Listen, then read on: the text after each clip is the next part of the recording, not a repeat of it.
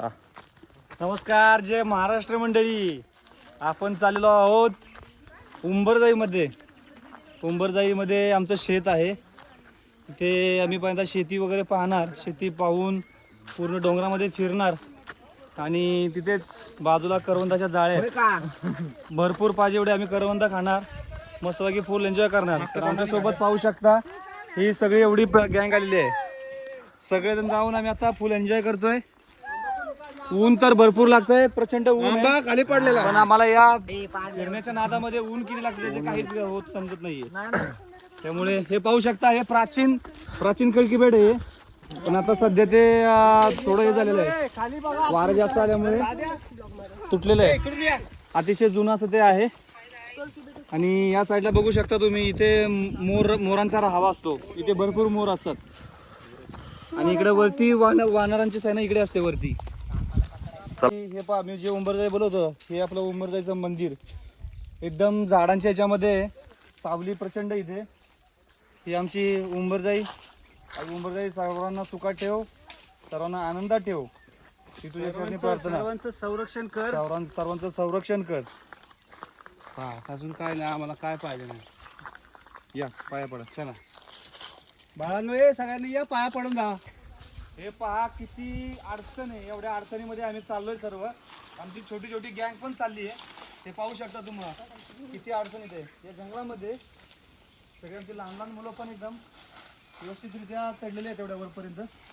हा हे ओढा, उन्हाळ्यामध्ये आता पावसामध्ये पाणी नाही आहे, पण पावसाळ्यात ओढ्याला भरपूर पाणी असतं, भरपूर मोठा पूर येतो.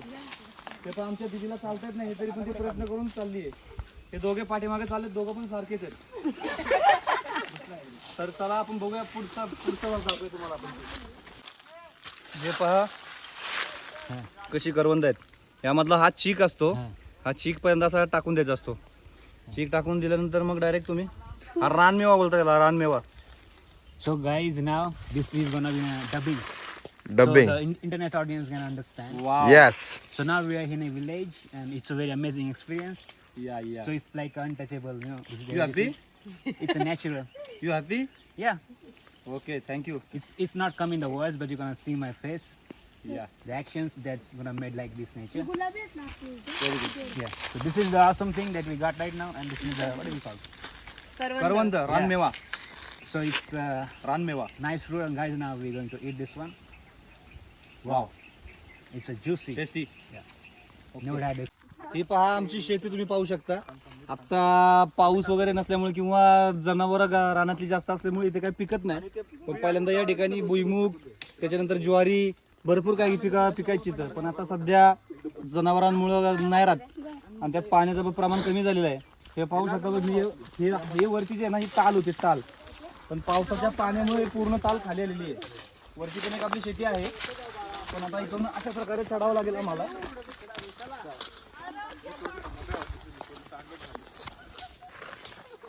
या ठिकाणी आम्ही पिकांची राखण करायचो, भूमी वगैरे राखायचो आम्ही, रात्रभर इथंच झोपायचो. हे पाहू शकता मुंग्यांनी वारूळ किती सुंदर बनवलं. अतिशय सुंदर असा नजारा हा आमचा डोंगर. ते वरती तुम्ही पाहू शकता, त्या ठिकाणाचं नाव आहे वारादुफी. त्या ठिकाणी इतकं वारं असतं ना की कोणतीही तुम्ही वस्तू फेकली तर त्या वाऱ्याच्या वेगाने परत रिटर्न येते ती. आणि हा पाहू शकता तुम्ही रानमेवा, आमच्या परीने काढलेला आहे रानमेवा.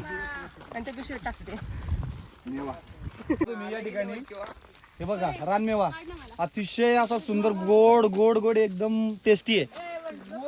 आता सगळे जण याच्यावर तुटून पडलेले आहेत, सगळे तुटून पडलेले आहेत. तर आम्ही पण थोडं एन्जॉय करतो, या रानमेवाची टेस्ट एन्जॉय करतो आम्ही. तोपर्यंत तुम्ही बाकीचा नजारा पाहून घ्या. हा पहा यश, अश्मयुगीन तो कला दाखवत आहे आपल्याला. दगडांच्या साह्याने तो आग पेटवत आहे. आता थोड्याच वेळात तो आग पेटवेल, तोपर्यंत आपण करवंद खाऊन घेऊ. भरपूर प्रयत्न करतोय तो, पण शेवटी तो आग पेटवणारच. कदाचित तो आज रात्रीपर्यंत पेटू शकेल. तोपर्यंत आपण करवंद खाऊन येऊया. चला, तुमचं काम कंटिन्यू करा. चला.